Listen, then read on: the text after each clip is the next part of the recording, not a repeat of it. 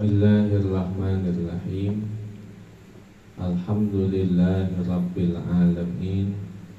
Wassalatu wassalamu ala sayyidina wa maulana Muhammad wa ala alihi wa sahbihi ajma'in, amma ba'd. Faqala Syekhul Mu'allifu rahimahullahu ta'ala wa adaman naf'a bihi wa bi barakati ulumihi wa bikum fitarain, amin. Qala radhiyallahu anna wa ankum.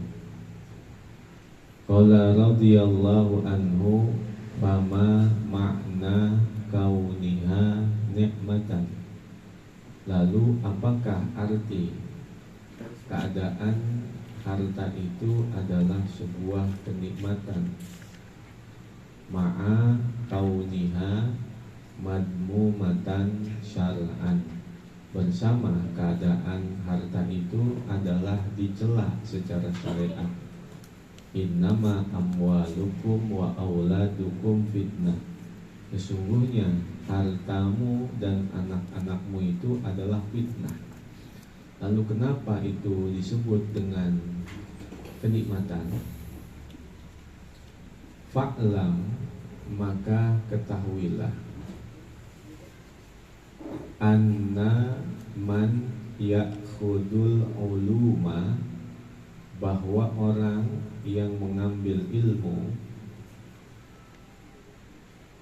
minal al-fawzil mankulatil muawwalati, dari kata-kata yang dinukil, yang ditakwil, wal umumatil mukhassasati, dan kata-kata yang umum lalu dikhususkan, yang dikhususkan. Kana dhalalu alaihi aglaba, maka adalah kesesatan atasnya lebih mengungguli, lebih memenangkan, lebih menguasai. Malam yuhtada, selama tiada ia diberikan petunjuk, binurillahi ta'ala, dengan cahaya Allah ta'ala, ila idrakil ulumi, untuk menguasai ilmu-ilmu itu, ala ma hiya alaihi, atas sesuatu yang ia berada di atasnya.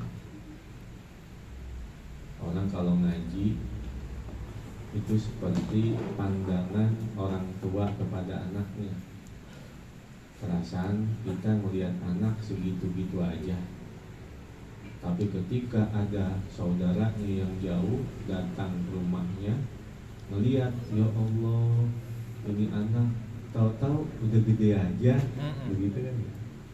Orang ngaji juga begitu. Perasaan gue ngaji begini-gini aja. Ntar temen kita yang kagak ketemu sama kita udah lama, tahu-tahu, ya Allah, tahu-tahu udah jadi kiai aja dia. Begitu, karena dia ngaji.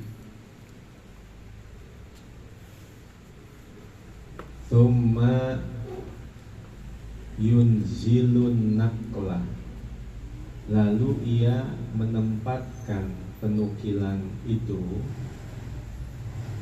ala wafki ma zohara lahu minha, atas kesesuaian apa yang tampak baginya dari semua itu. Bitakwili marratan wa bitakhsisi ukhra, dengan mentakwilnya satu kali dan dengan mengkhususkannya satu kali. Fahadihi ni'amun mu'inatun ala amril akhirati, maka semua ini adalah kenikmatan, mu'inatun, yang membantu, ala amril akhirati, atas perkara akhirat. la sabila ila jahdiha, tidak ada jalan untuk mengingkarinya, illa anna fiha fitanan wa makhawifa, kecuali bahwa mengandung di dalamnya fitnah-fitnah, fitnah-fitnah dan hal-hal yang menakutkan.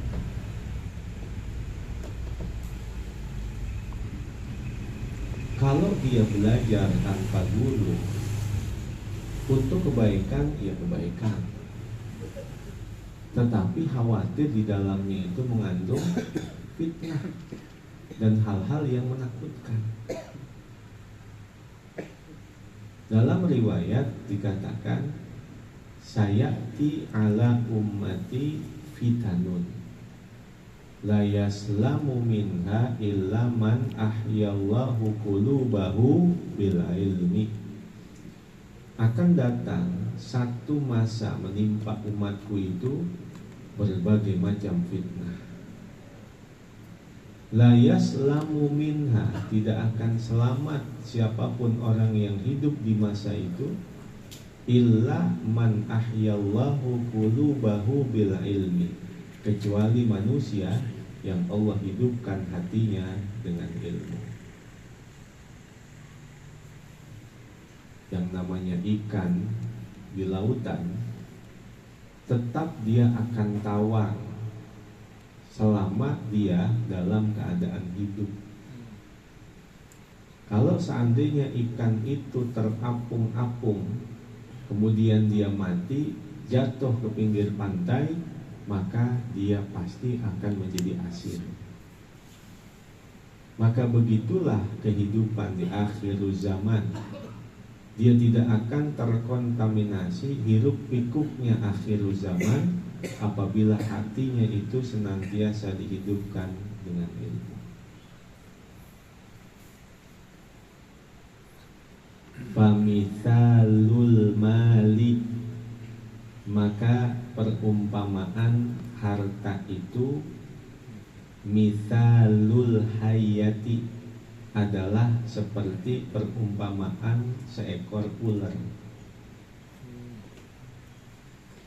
Allati biha tiryakun nafiun wasummun naqiun, yang mengandung di dalamnya tiryakun nafiun, penawar yang bermanfaat, wasummun naqiun, dan racun yang meredamnya. Fa in asobahal muazzima, maka apabila racun itu mengenai kepada al-muazzim, orang yang memiliki mantra-mantra, orang yang memiliki jimat-jimat, muazzim, azimah. Azimah itu jimat. Ada orang yang punya jimat, bisa menaklukkan ular. Alladhi ya'rifu wajhal ihtirazi an summiha, yang dia memahami jalan menghindar dari racunnya. Watoriqos tikhraji tilyaqihan nafi'i, dan jalan mengeluarkan penawarnya yang manfaat. Kanat nikmatan, maka adalah semua itu menjadi nikmat. Al-muazzim, orang yang punya jimat yang dapat menaklukkan ular, maka dia mendapatkan ular sebuah kenikmatan, karena itu bukan bahaya buat dirinya. Kalau dia bikin konten, itu bisa viral, manfaat buat dia, karena ular nggak jadi bahaya buat dia. Wa in asobahas sawadiyal ghirra, dan apabila racun itu mengenai as-sawadiyal ghirra, bimakna al-ghobiyal jahila, orang-orang yang bodoh al-ghabiyal jahila. Kalau ular itu, racun itu mengenai orang-orang yang bodoh, fahiya alaihi balakun wahalakun, maka ular itu atas dirinya adalah bencana dan kebinasaan. Itu diumpamakan oleh Al-Imamul Ghazali seperti harta. Harta kalau untuk orang yang sudah memahami seluk-beluknya harta, harta itu jadi manfaat. Tapi kalau harta itu di tangannya orang yang nggak mengetahui seluk-beluknya harta, bisa jadi bahaya. Kalau dia kagak punya duit kan ujiannya itu paling lala lolo. Ujian orang yang kagak punya duit. Kesana bengong, kesini bengong, lala lolo. Tapi beda sama orang yang ujiannya lagi punya duit. Ujian orang yang punya duit itu lebih besar dari ujian orang yang gak punya duit. Sehingga ada khauf ikhtiar, ada khauf ittirar. Khauf ikhtiar adalah kemampuan orang untuk menghindari dosa saat dia mampu melakukannya. Sedangkan khauf ittirar adalah kemampuan orang meninggalkan perbuatan dosa saat memang dia tidak mampu untuk melakukannya. Sehingga khauf ikhtiar afdalu indallah min khauf ittirar. Khauf ikhtiar lebih utama di sisi Allah dari khauf ittirar. Artinya ketika orang itu mampu meninggalkan perbuatan dosa di saat dia mampu untuk melakukannya, namun dia tinggalin, itu lebih afdal di sisi Allah dari orang yang mampu meninggalkan perbuatan dosa memang lantaran dia tidak memiliki kemampuan atas itu. Paham itu ya? Hah? Contoh ya, artinya kalau dia mau banyak lagunya, duitnya kagak. Mau kayak orang-orang gitu, duitnya kagak. Akhirnya mentok di situ. Akhirnya tadi lala lolo. Ya kan? Itu ujian orang nggak punya duit, lala lolo. Beda sama orang yang punya duit. Iya. Mau apa dia bisa? Iya. Mau main di hotel, gampang. Mau di Alexis, gampang. Sorga dunianya di Jakarta bisa, duit ada. Tapi buat kita, ya Allah, parkiran aja belum pernah.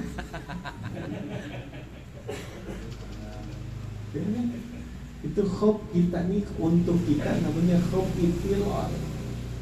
Nggak berbuat dosa memang kagak punya kemampuan. Kalau orang yang punya duit, dia meninggalkan perbuatan dosa saat dia memiliki kemampuan. Lebih baik mana? Ya tentu orang yang meninggalkan dosa saat dia memiliki kemampuan itu lebih afdal, lebih agung di sisi Allah daripada orang yang tidak berbuat dosa memang dia tidak mampu melakukan itu. Itu gambarannya. Kata Imamul Ghazali, harta itu kayak ular. Ular kalau di tangan orang yang punya jimat, itu bisa jadi manfaat buat mainan. Tapi kalau ular itu di tangan orang yang tidak mengetahuinya, bisa menjadi pembunuhan, bisa jadi bahaya buat dia. Begitulah harta, itu kata Imamul Ghazali. Wa huwa mithlul bahri, dan harta itu pun seperti lautan.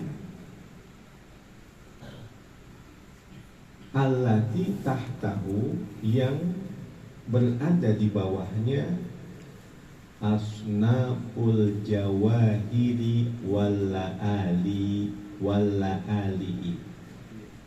yang di bawahnya itu asnaful jawahiri walla'ali, beraneka ragamnya intan-intan dan mutiara-mutiara, lu'lu', jauhar, jawahir, lu'lu', la'ali. Di bawah lautan itu ada intan-intan, ada mutiara-mutiara.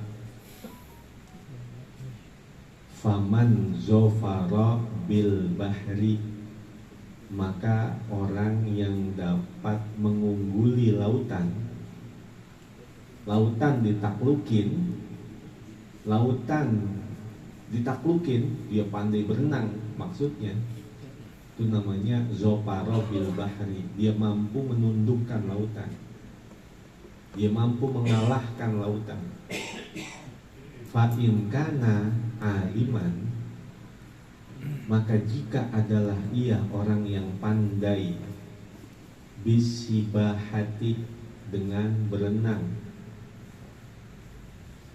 wa tariqil ghausi, dan pandai jalan menyelam, wa tariqil ihtirazi, dan pandai jalan menghindar, an muhlikatil bahri, dari bahaya-bahaya yang ada di lautan, faqad zofaro bini amihi, maka berarti sungguh ia telah memenangkan, menguasai dengan kenikmatannya itu. Kalau dia bisa berenang, lo enak. Entar dia ngelem, entar dia naik, entar dia ngelem, entar dia naik. Coba kalau orang yang jago berenang, nikmat bener di lautan itu, nikmat. Melihat terumbu karang, entar dia naik, nikmat. Wa in khadahu jahilan bidzalika, dan apabila ia menyelami lautan dengan tidak mengetahui semua itu, faqad halaka, maka sungguh dia akan binasa. Laut menjadi bahaya untuk orang yang nggak bisa berenang.